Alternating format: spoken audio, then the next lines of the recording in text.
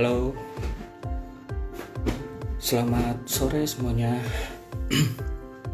Kembali lagi bersama saya Hanif di acara Ngobrol Cair. Tempatnya berbagi pengalaman, wawasan, dan belajar hal-hal baru untuk mendukung usaha terutama UMKM atau usaha kecil. Nah, seperti yang sebelum-sebelumnya ada ya seperti yang sudah-sudah. Kalau Ngobrol Cair ini pasti akan mengajak narasumber atau ya bisa dibilang teman ngobrol saya ya di IG Live. Oh, halo Kak Fitri. Lanjut lagi ya. Jadi biasanya di Ngobrol Cair ini kami mengajak narasumber yang memang berkompeten gitu, yang yang berkompeten dan ya mempunyai pengalaman di bidangnya gitulah untuk membantu para UMKM atau usaha kecil. Sebagai contoh, sebelumnya kita mengajak Kak Meta, owner dari Meta Mini, untuk membahas tentang personal branding. Lalu ada mengajak Kak Perpi membahas tentang perpindahan bisnis dari offline ke online. Lalu ada mengajak Kak Karlina sebagai owner dari Kertas Baikals untuk membahas tentang industri kreatif lah di masa pandemi ini. Nah, bagi yang penasaran pengen tahu seperti apa video-video hasil dari Ngobrol Cair kemarin-kemarin, bisa akses atau bisa tonton di channel YouTube Klik Cair. Untuk apa? Biar lebih gampang bisa cek di link di bio ya. Nah, oh ya, ngomong-ngomong link di bio nih, di situ ada pilihan teman baik ya. Teman baik itu salah satu gerakan atau campaign lah yang dibuat atau yang diprakarsai oleh Klik Cair dalam membantu UMKM yang terdampak pandemi. Oh ya, halo Devina ya. Halo Kak Herwindo ya. Oke. Nah, tadi untuk tadi lagi bahas teman baik ya. Jadi teman baik itu salah satu campaign dari kami yang membantu UMKM yang terdampak gitulah. Nah, kalau pemirsa di sini ingin terlibat atau berkontribusi dalam membantu UMKM, bisa silahkan klik teman baik dan pilih campaign yang sedang berjalan ya. Oke, balik lagi ke Ngobrol Cair ya. Tadi sudah nyebutin beberapa pembicara nih di Ngobrol Cair yang sebelum-sebelumnya. Nah, kali ini untuk Ngobrol Cair kali ini kita akan membahas tentang pedagang dadakan basic survival. Nah, kita tahu sendiri lah ya, di masa pandemi seperti ini banyak yang hampir semua orang terdampak ya. Ada yang di PHK, pendapatan mulai berkurang dan sebagainya gitu. Nah, untuk mensiasatinya biasanya untuk menambah pendapatan gitulah, apalagi di masa yang krisis seperti ini, terkadang pilihannya mungkin yang bukan paling mudah sih, paling bisa dijangkau ya, jadi seorang pedagang gitu. Nah, namun sebenarnya jadi pedagang itu bisa dibilang gampang-gampang susah ya. Susah-susah gampang ya gitulah pokoknya, karena banyak langkah-langkah yang perlu diambil gitu. Nah, kalau sampai salah langkah bisa jadi usaha yang kita bangun itu atau ya bisa mungkin mengalami kebangkrutan atau kurang berkembang gitulah. Nah, untuk itu kali ini Ngobrol Cair akan membahas tentang pedagang dadakan basic survival, atau bisa dibilang ya mungkin gampangnya tips biar para pedagang dadakan ini bisa bertahan gitu, apalagi di masa pandemi seperti ini. Nah, untuk narasumber kali ini, betul kan Kak? ya oke. Nah, untuk narasumber kali ini Ngobrol Cair akan mengajak Reza Adrianus, atau yang ya biar lebih akrab mungkin saya manggilnya Mas Reza aja lah ya. Mas Reza ini Mas Reza ini direktur dari The Panel itu sebuah digital agency di Jakarta, dan dia juga salah satu konsultan di Teras Mitra. Nah, apa namanya? Biar gak usah lama-lama lagi ya, saya akan ngajak Mas Reza untuk live bareng. Sebentar.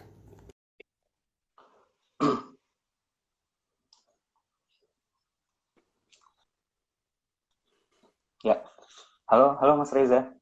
Halo. Iya, suara kedengeran nggak ya suara saya? Cukup jelas kok. Oke, sip. Oke. Nah, ya, oke. Kak Reza mungkin bisa diceritain sedikit nih, kesibukannya Kak Reza sekarang tuh ngapain aja gitu? Kan tadi, tadi sebelumnya saya memperkenalkan Kak Reza itu sebagai apa? Direktur dari The Panel. The Panel itu digital agensi di Jakarta ya kok, ya Mas. Berarti sama apa namanya, konsultan di Teras Mitra ya Mas. Ya. Mungkin bisa diceritain dulu deh kesibukannya Mas Reza sekarang apa gitu. Ya. Oh iya, perkenalan dulu kali ya. Nama saya Reza Iya, iya. Saat ini saya sudah diperkenalkan dulu oleh kami. Kesibukannya saya punya digital agency gitu kan. Iya, Mas Reza, sebentar. Kayaknya suaranya kurang jelas deh, kurang deket mic-nya mungkin. Oh, kurang deket. Oke. Iya. Iya.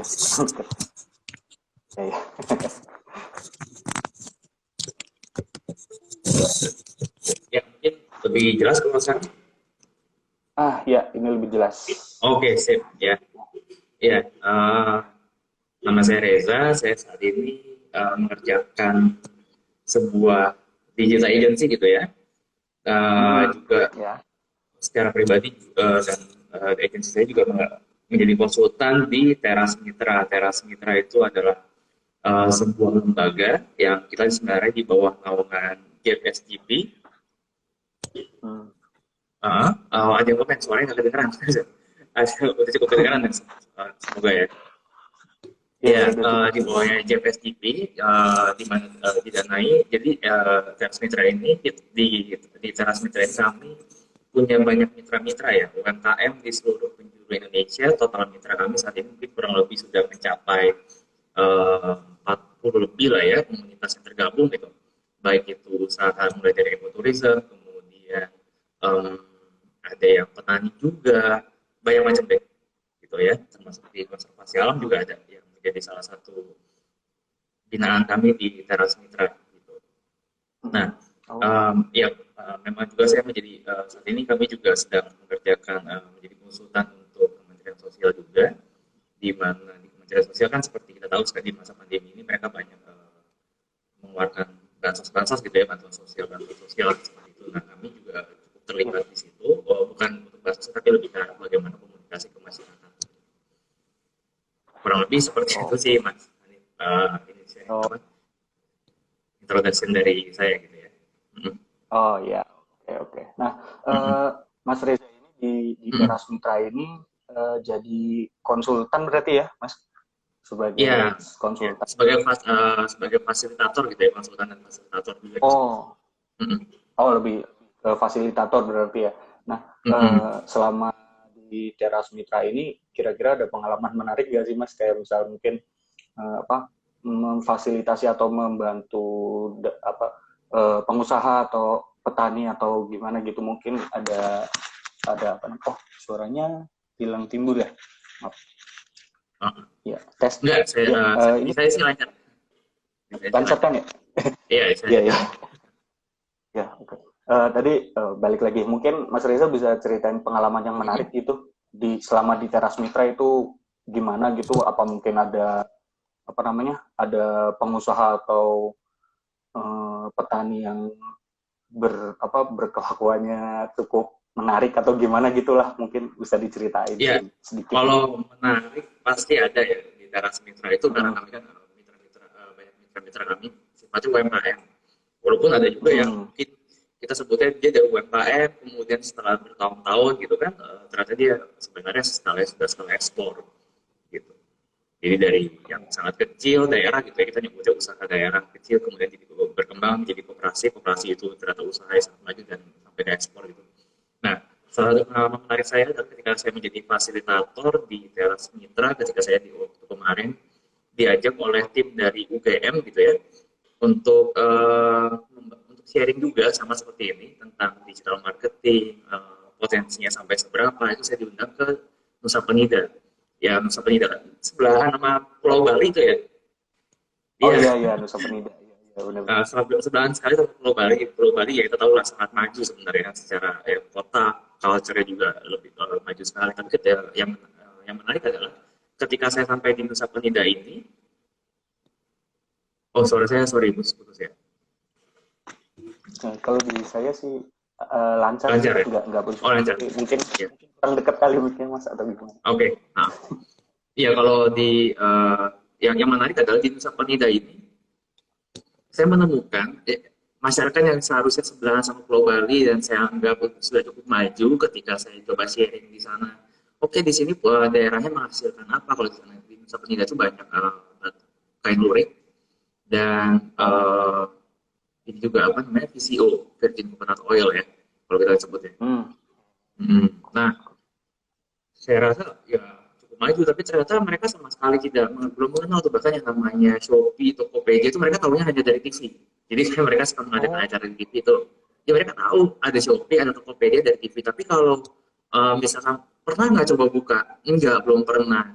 Pernah nggak coba jualan situ? Enggak juga, boro-boro gitu kan, buka aja nggak pernah gitu. Pertama kali saya nanya, pernah beli tidak? Oh nggak pernah, oke. Tapi tahu kan, tahu dari TV gitu. Nah itu juga itu menarik ya. Saya pikir kan dengan penetrasi dari kita melihat data gitu, penetrasi di Indonesia internet sudah sekian persen, sekian persen, sekian persen gitu. Tapi ternyata tidak juga gitu kan. Bahkan Nusa Penida yang sebelahan aja tuh belum nyampe lah gitu kan. Gitu. Mereka tahu seandainya tidak ada mereka mengadakan acara di Shopee, tidak punya acara di TV lah itu, wah mereka mungkin masih jauh gitu. Nah, waktu kemarin ini kami mencoba memberikan, oh ya, oke, potensinya sangat besar daripada dikirim dulu ke Pulau Bali gitu kan. Kalian bisa coba kirim juga dari sini untuk ke seluruh Indonesia, walaupun nanti ujung-ujungnya nanti yang namanya logistik tetap aja ke Pulau Bali. Tapi yang jadi permasalahan adalah mereka menjual dulu ke ya toko gitu ya di Pulau Bali, dari Pulau Bali baru mulai si pedagang ini yang mereka memasarkan melalui Tokopedia dan lain sebagainya gitu. Yang ketika kita cek pun misalkan harga 1 liter VCO di Nusa Penida itu aslinya 10.000 mereka jual, tapi begitu nyampe ke Pulau Bali itu sudah menjadi 30.000 per liternya. Jadi ada value added 3 kali lipat.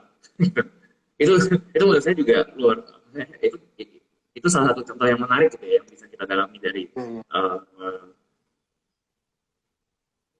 Teras Mitra gitu. Saya mendapatkan kesempatan itu dari Teras Mitra, saya bisa melihat sampai ke situ. Kurang lebih itu Mas. Itu ya, banyak sih kalau menarik. Itu mungkin teman-teman saya sama fasilitator dan konsultan juga punya cerita yang jauh lebih menarik lagi. Oke. Nah, kalau di The Panel sendiri, Mas maksudnya pernah kerjasama dengan UMKM kah atau belum pernah gitu, Mas? Kalau di The Panelnya sendiri? Nah, ini dia. Sebenarnya UMKM itu sebuah jargon yang menurut saya terlalu sering dipakai gitu. Apalagi di Indonesia kategori UMKM katanya sampai omset 4,8 miliar per tahun. Kalau nggak salah ya.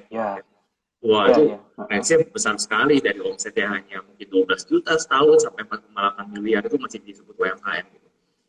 Oke, kalau misalkan kita mengikuti range tersebut, jelas kita menangani UMKM juga gitu. Tapi kalau misalkan memang kita ngomong ke usaha mikro, gitu, mungkin lebih ke arah teman-teman di Teras Mitra ini yang sifatnya menjadi fasilitator karena di usaha mikro ini kan utamanya adalah mereka keterbatasan dengan dana yang dimiliki, apalagi mereka untuk meng-hire karyawan pun mungkin belum gitu ya. Gitu. Jadi klien-klien kita kalau dari di panel saat ini kita justru banyak ke NGO ya, seperti kita pernah kerjain di UNDP, kemudian dari sekarang pun kita juga ada dari Kemensos, kemudian ya seperti Teras Mitra ini juga salah satu klien kita lah anggapannya gitu ya. karena kita juga mengerjakan Oh, di dalam cara sendiri gitu. oke oke oke. Nah, berarti mungkin masuk langsung ke ininya aja kali ya, topik pembahasan kita hari ini ya. Hari ini ya.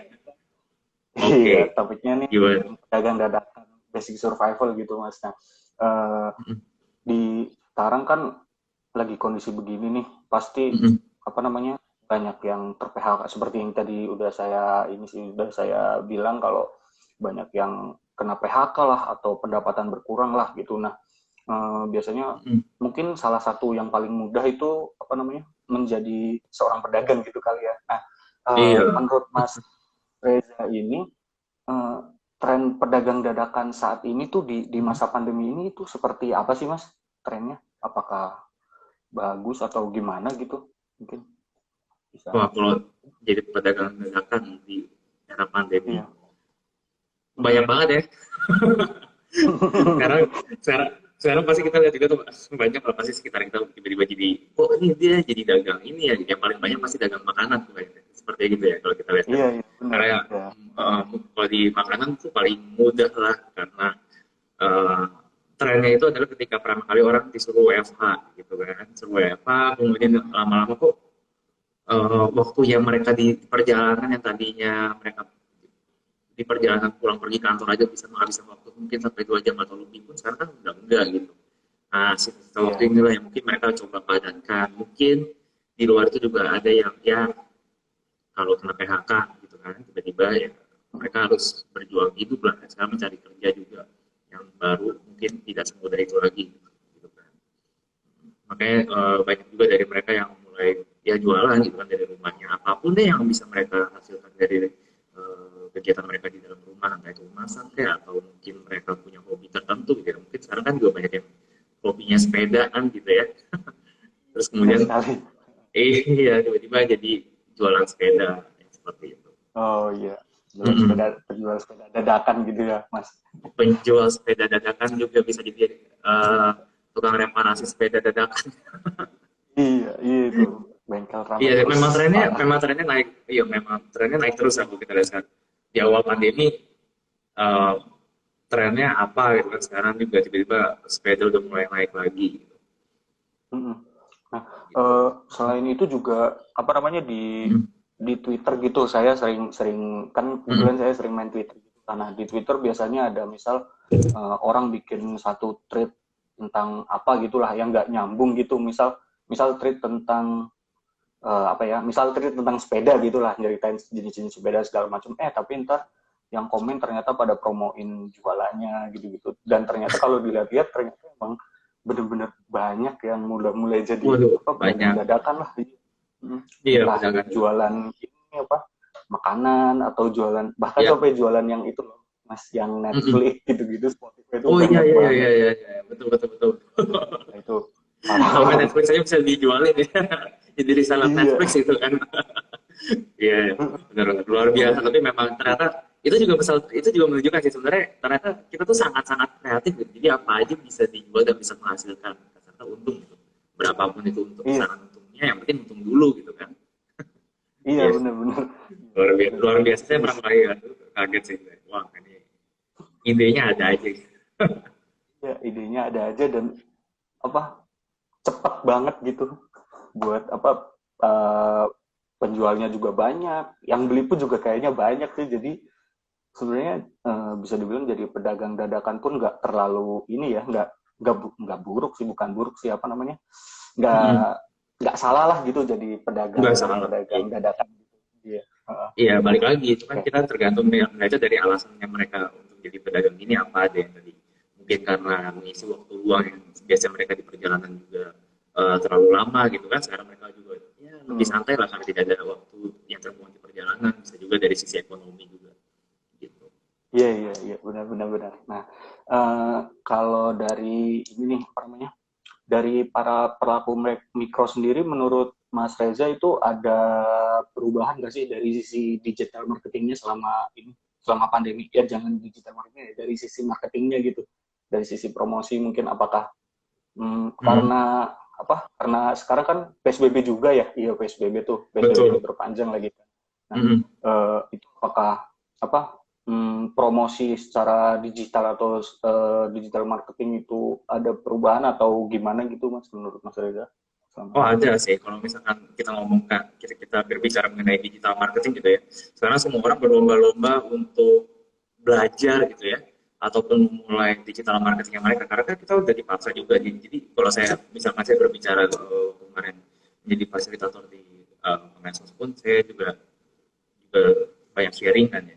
Di era saat ini saya sering menyebutnya itu sebagai era yang sudah communication overload. Jadi kalau zaman dulu kita punya HP Nokia itu punya slogan kan, kalau mungkin kalau masih ingat, connecting people gitu. Kalau sekarang people itu udah terlalu terkonek satu sama lain sampai sehingga tidak bisa lepas lagi. Jadi kita udah namanya communication overload, apalagi di era pandemi sekarang. Waduh, mereka udah nggak ada ini deh, interaksi manusia melalui media, apalagi kalau tidak melalui media digital seperti itu kan, dengan ada Zoom dan lain-lain sebagainya. Terutama apalagi kita berbicara dengan digital marketing, pilihan apa lagi yang bisa kita lakukan untuk melakukan marketing selain tidak melalui digital gitu kan, dengan sosial medianya, kemudian dengan kita jadi belajar foto supaya foto kita lebih bagus dalam sosial media, dan banyak tiba-tiba mereka berusaha mengiklankan diri gitu ya dengan menggunakan paid promote di Facebook Ads, Instagram Ads dan lain sebagainya gitu. Nah, mungkin teman-teman juga ada yang di sini usahanya melalui digital dan lagi nyobain pasang iklan di Instagram dan Facebook. Coba perhatiin deh. Kita coba perhatikan costnya, pasti sekarang saat ini naik banget.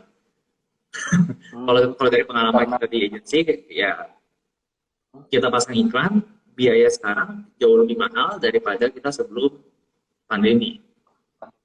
Itu karena apa Mas? Biasanya karena Ya karena semua high demand atau gitu? iya, karena demand-nya tinggi banget, jadi semua kan bersaing di interest, semua bersaing di demografis tertentu. Kemudian apalagi tadi berbicara mengenai yang misalkan jualan makanan, semua orang mengiklankan makanan banyak banget gitu.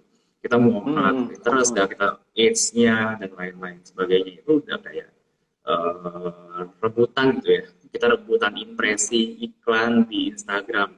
Saya rasa sih sekarang range kita naik ya untuk iklan itu sekitar 30 sampai 50%. Mungkin ada yang lebih kali ya, tergantung dengan ini ya. Kemarin kita sempat mencoba juga untuk produk kesehatan. Waduh, itu sih dugaan saya sih naik sekitar 2 kali lipatnya daripada sebelum pandemi untuk biaya iklannya sendiri. Itu aja udah itu saja sudah cukup menunjukkan lah kita kalau memang tren digital yang namanya tren digital marketing itu ya semua sekarang mainnya ke paid ads gitu ya. Itu kayak kita bukan maraton lagi, tapi benar-benar sprint deh, yang penting orang tahu kita jualan apa dengan cara cepat supaya orang bisa beli. Apalagi ditambah dengan brand-brand besar yang mereka gelontorin dana segitu-gitunya kan buat di digital sekarang. Iya. Terus sama ini sih Mas, sama kalau nggak salah tuh algoritma IG juga rada ini ya, sangat random banget ya kalau misal mau post di IG tanpa di ads kayaknya agak bakalan sulit buat bersaing sama yang lain gitu. Ya itu dia dari sistem biddingnya itu kan, karena ya baik dari Google ya, maupun dari Instagram dan Facebook kan mereka sistemnya kan bidding. Nah, kita juga bisa men-track lah seberapa besar minat seseorang itu dari cost iklan kita, kemudian berapa sih harga per kliknya gitu ya sekarang. Ya itu dia tadi bisa naik sampai 50% mungkin atau lebih gitu tergantung produk dan wilayah. Oke. Memang algoritma ini itulah yang kita harus dicoba terus algoritma ini. Iya benar. Ya berarti bisa dibilang tuh sosial media itu sekarang memang benar-benar memaksimalkan bisnis ya, memaksimalkan bisnis di masa pandemi gitu ya Mas, berarti. Iya, betul sekali. Sekarang banyak yang ya media paling mudah dan cepat adalah membuka sosial media, kemudian membuka penjualan di dalamnya. Iya. Nah terus kalau nggak salah saya pernah baca gitu katanya ada satu media sosial TikTok TikTok juga kalau nggak salah dia ngebantu usaha kecil atau UMKM gitu ya untuk mempromosikan usahanya di TikTok gitu ya kalau nggak salah, gimana gitu pokoknya itu lumayan menarik sih sepertinya untuk untuk didalemin lagi gitu. Explore ya. Oke. Iya, untuk explore lagi. Kalau kita sendiri sih di TikTok ini secara agensi juga, saya kan sering bercerita-cerita juga ya sama agensi kiri kanan gitu ya. Kita juga Mm-mm. mengaktifasi TikTok itu tidak semudah kita mengaktifasi Instagram ataupun Facebook page gitu kan. Tapi coba perhatiin deh, Oh, iklan di TikTok itu jauh lebih mahal daripada Facebook dan Instagram. oh gitu. Boleh, iya, boleh tes. Itu lebih mahal daripada di Facebook atau Instagram.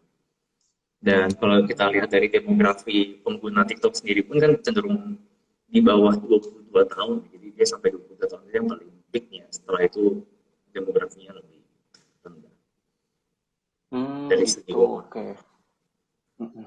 Nah, berarti biar lebih promosi di media sosialnya tuh lebih berjalan. Untuk saat ini mungkin lebih mengutamakan pakai IG sama ads Facebook itu ya Mas berarti.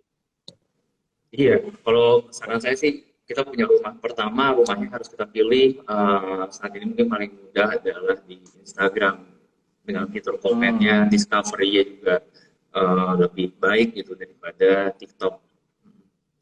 Karena produk discovery ini Benar-benar. juga penting buat kita ya. Kalau di TikTok itu mungkin untuk menembus intinya yang supaya kita masuk ke home-nya gitu ya, itu tidak semudah di Instagram. Oke, berarti gitu. Nah, terus nih Mm-mm. selain mempromosikan usahanya gitu, mempromosikan usahanya atau produknya melalui media sosial gitu, ada tips yang harus dilakukan kah atau ada yang harus dilakukan oleh pebisnis UMKM gitu biar usahanya itu bisa bertahan di masa pandemi gini gitu, Mas? Yang harus dilakukan, waduh, kalau tips Iya, nih. iya.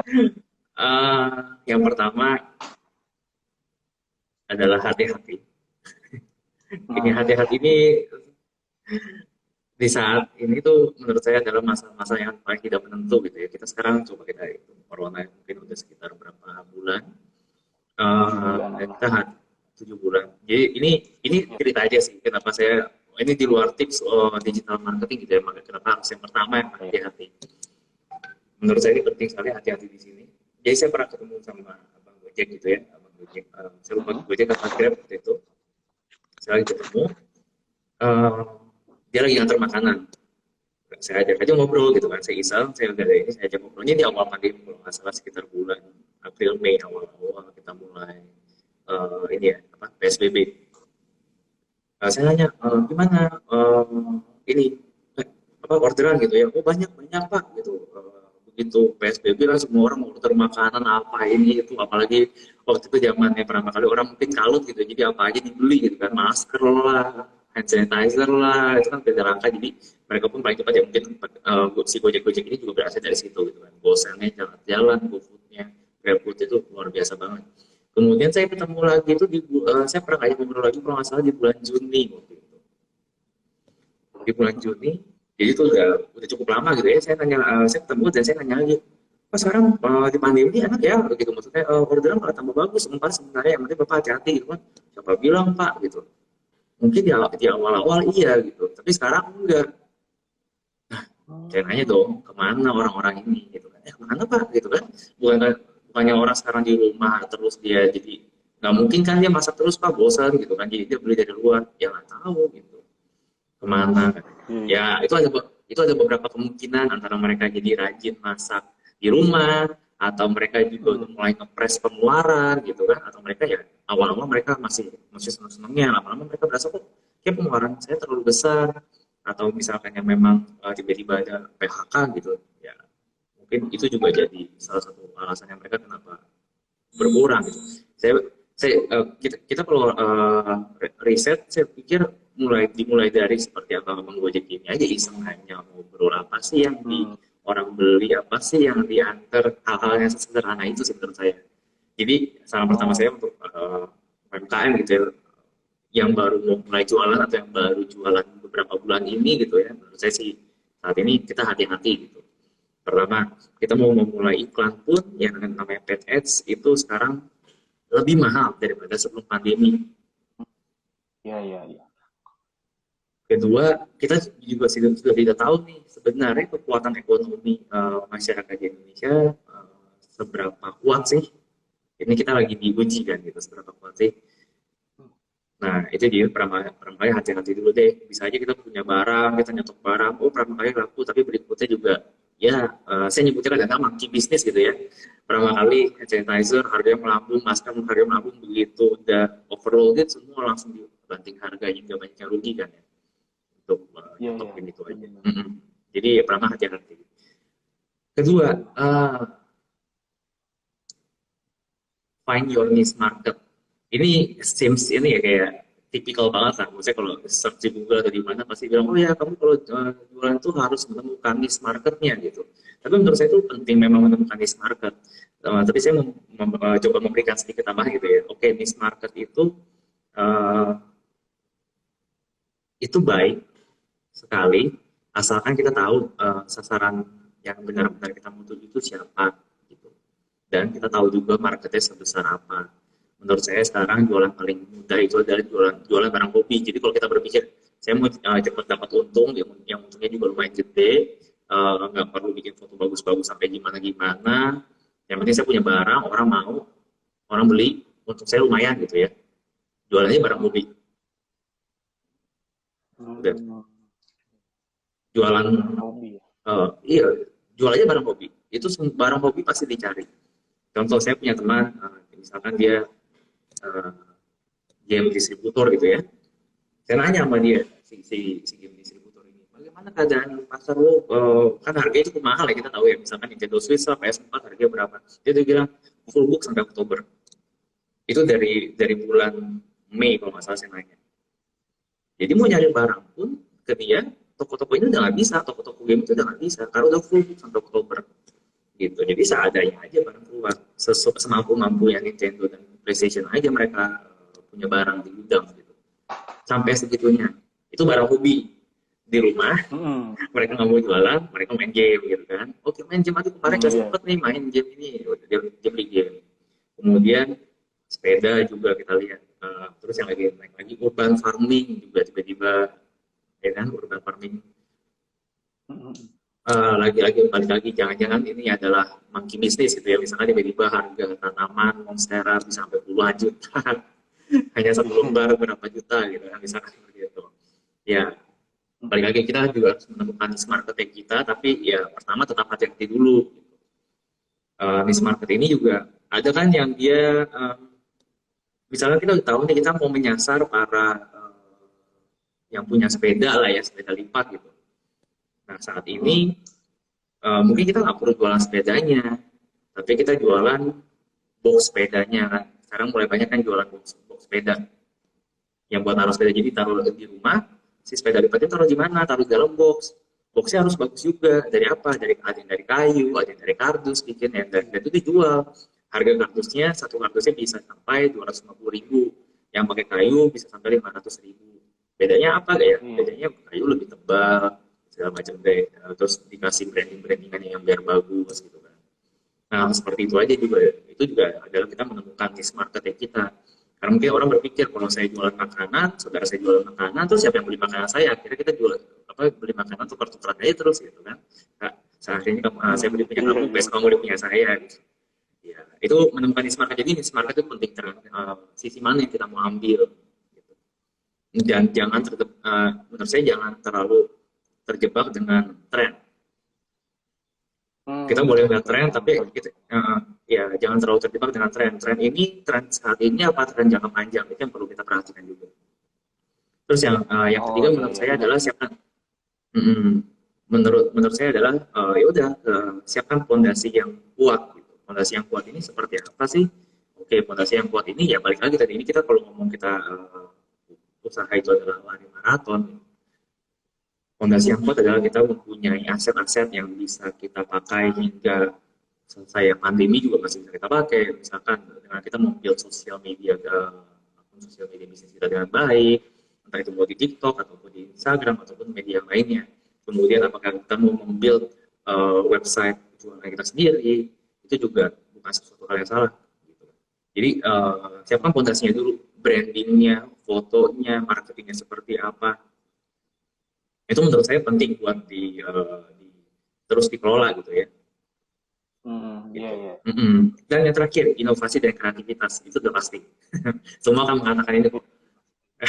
Tips pertama apa ya? Inovasi dan kreativitas yang balik lagi tadi box contoh saya si box sepeda itu aja gitu. Kan itu kan sebenarnya inovasi dari kardus jadi tempat sepeda.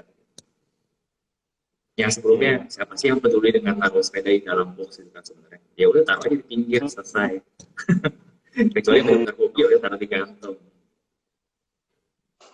Iya, Gitu sih belum kurang belum lebih. sama yang ini ya.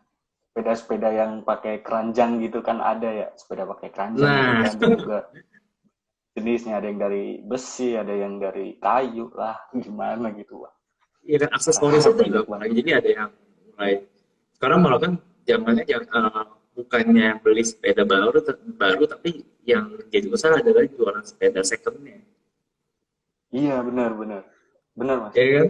Banyak Dia beli 40 banget. juta, Iya. 40 juta ya. Saya nggak tahu sih apa alasan dia menjual, entah udah bosan atau apa tiba-tiba dia jual ya udah BU gitu kan 15 juta dia jual. Ya udah dia pasti dia nampung dan menjualnya lagi mungkin dengan 20 juta still barangnya tetap bagus, tetap dari merek yang mahal gitu, Brompton dan lain sebagainya itu. Iya, iya. Iya, benar sih. Harganya kacau. Ya, Harganya tapi gila-gilaan kayak gitu. Hmm. kayak yang apa namanya? Tadi kata Mas Reza tuh jangan terlalu terjebak sama tren. Itu sebenarnya bisa dibilang benar juga sih, kayak misal mungkin dulu trennya apa, es kepal Milo itu ya. Es kepal Milo kan Oh, es kayaknya Milo paling ya. Tiba-tiba di cuma mana-mana di pinggir jalan muncul gitu kan. iya, habis itu udah nggak terlalu apa namanya, nggak terlalu banyak yang inilah apa namanya, yang Mm-mm. kepengen gitu. Emang bener sih, Iya, bener itu emang enggak. harus Ya. lihat trennya juga.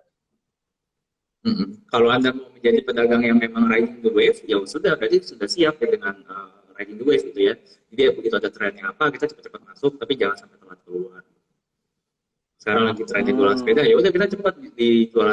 Bagaimana caranya kita bisa jualan sepeda secara cepat gitu kan. Tapi kita juga harus tahu kapan kita mesti iya, berhenti iya. dan keluar. Ketika harga sepeda udah mulai normal gitu ya, udah mulai drop lagi, ya kita sudah tahu resikonya. Oke, oke, oke, oke. Ya, ya, ya. Baik, baik. Nah, Mm-mm. mungkin sekarang masuk ke ini kali ya, apa pertanyaan dari para penonton ya. Mm-mm. Oh iya, mau ngingetin lagi Boleh. nih. Buat teman-teman yang nonton yang mau bertanya, ntar bisa dapat ini loh, dapat kesempatan apa namanya, dapat hadiah gitu.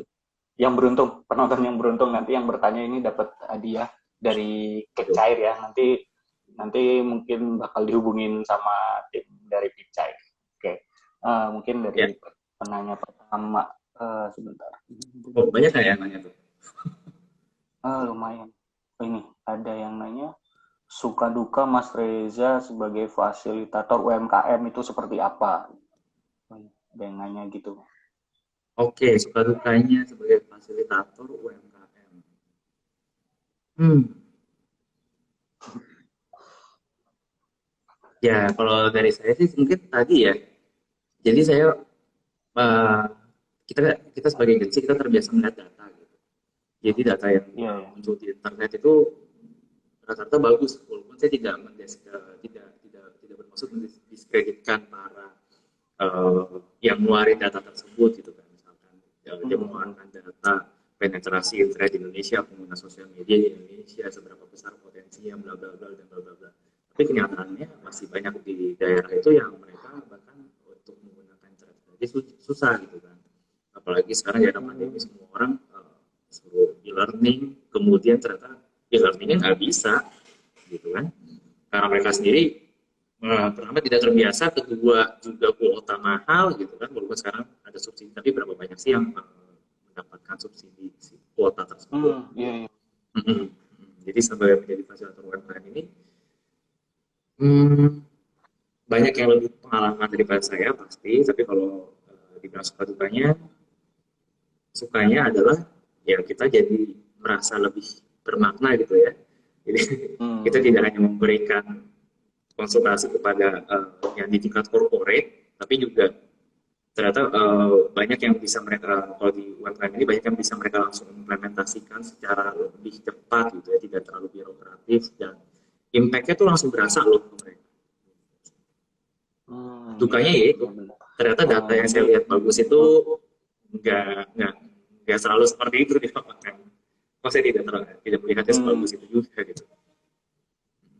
Nih, ada penanya selanjutnya nih dari @herwin_o. Jenis usaha apa yang bisa kita pilih di masa pandemi seperti ini yang minim modal?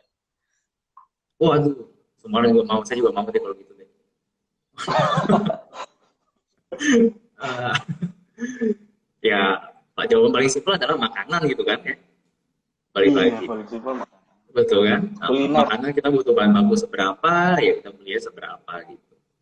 Itu jawaban, saya rasa itu jawaban yang ini sih maksudnya ya, tipikal banget. Saya semua orang kalau ditanya apa yang paling mudah ya itu makanan. Paling mudah, iya sih, benar-benar. Mm-mm. Yang paling bisa mudah. dijangkau dengan mudah lah, iya.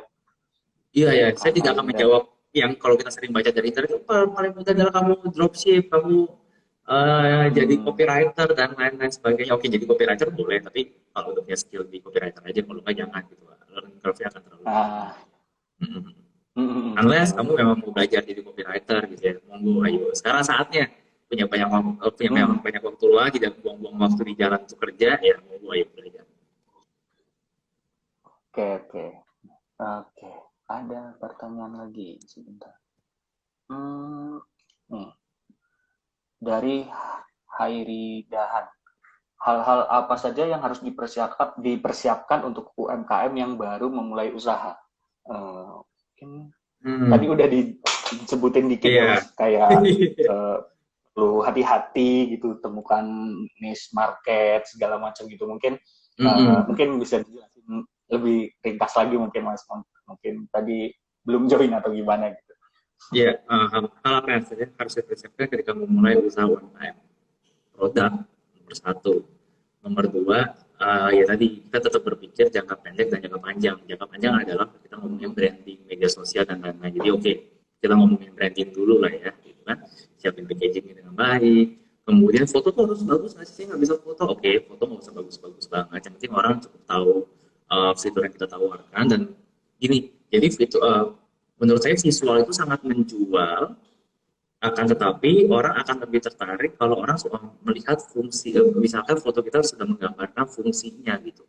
Jadi menurut saya ya ambil foto oke, seadanya pun tidak masalah. Ya asal jangan sampai kelihatan atau terlalu terang banget yang susah dilihat gitu ya. Coba gambarin fitur-fiturnya sebaik mungkin aja. Kalau itu makanan itu it's bound to be harus bagus sebenarnya gambarnya. Iya benar. Gitu. Karena makanan kalau bentuknya bagus tuh cukup mengundang selera gitu ya Mas. Iya betul. Kalau makanan misalkan kita bikin nasi goreng tapi nasi gorengnya kita nggak kasih garnish apapun gitu kan, di atasnya kita mungkin nggak taruh something, kita nggak taruh telur aja udah berubah jadi cuma coklat doang polos ya. Iya benar. Oke. Ya. Oke. Pertanyaan selanjutnya. Kak, sekarang TikTok kan udah bikin TikTok for business. Kak Reza sendiri udah coba explore ke sana belum? Kalau menurut Kak Reza gimana? Aduh, yang nanya anak agensi nih kayaknya. Margareta Herlina. Ya, yang nanya anak agensi nih ya. Aku udah pernah pakai yang TikTok for business. Pendapatnya adalah TikTok itu berbeda dengan media sosial lain, di mana TikTok itu kan dari China, media sosial lainnya itu dari Facebook dan Instagram. Ini pendapat yang, ini deh rendah banget itu kalau pendapatnya. Pendapatnya adalah TikTok itu sistem monetization-nya atau mencari duitnya itu sudah sangat-sangat bagus sekali ya gitu ya. Jadi kalau kita jadi TikTok ini for info aja. Jadi kalau misalkan kalian belum tahu, jadi kalau kita pakai TikTok for business, kita tidak bisa menggunakan lagu-lagu yang banyak kita lihat di TikTok sekarang, gitu. Jadi lagu-lagunya sangat terbatas. Jadi misalkan sekarang kalau kita buka TikTok, semuanya dia ada lagunya siapa misalkan, ya sebutlah lagu dangdut A, B, C, D misalkan gitu ya. Ketika kita pakai akun TikTok for business nggak ada itu lagunya dikit banget kok selectionnya, jadi tidak selengkap itu. Gitu itu yang perlu diketahui. Oh, Mungkin ya kalau misalkan ini pertanyaannya tadi memang belum tahu, belum punya gitu ya. Jadi mm, agak melimitasi kita, padahal di TikTok itu salah satu kenapa kita bisa dilihat banyak orang adalah kalau kita menggunakan lagu dari TikToknya, bukan ya, yang lagu ya. kita record, bukan lagu yang kita record terus kita upload berbarengan sama si video, tapi memang lagu yang udah jadi efek gitu, lagunya adalah sebagai efek. Mm, Jadi wah ya Berarti emang TikTok tuh cari duitnya luar biasa banget ya. Jadi dia dari awal udah making money, satu kayak Facebook dan Instagram yang dia pengen semuanya serba free, bisnis pun masuknya free, bla bla bla bla bla sampai mereka cari uangnya dari iklan. Kalau TikTok tuh dari multi sektor udah dia ngepung. Oh, oke. Berarti emang ya ada perbedaan sendiri lah ya dari TikTok TikTok for business sama yang TikTok yang biasa gitu ya, kayak yang cuma yang buat ngepost-ngepost video-video biasa gitu ya. Kalau ada Iya. bedanya lah gitu, bedanya satunya itu Mm, di lagu-lagunya itu nggak mm. sebanyak yang Salah satunya itu sangat kayak gitu. Dan cara approach-nya oh, pun berbeda gitu. Iya. oke oke oke. Nah, pertanyaan selanjutnya dari FX Dave. Nah, dengan kondisi IG sekarang, berasa lebih banyak toksiknya nggak Kak? Kalau menurut Kakak masih oke nggak sih mempromot bisnis UMKM di IG di sana? Yang yang ngomong toxic itu ya Mas David ini mungkin.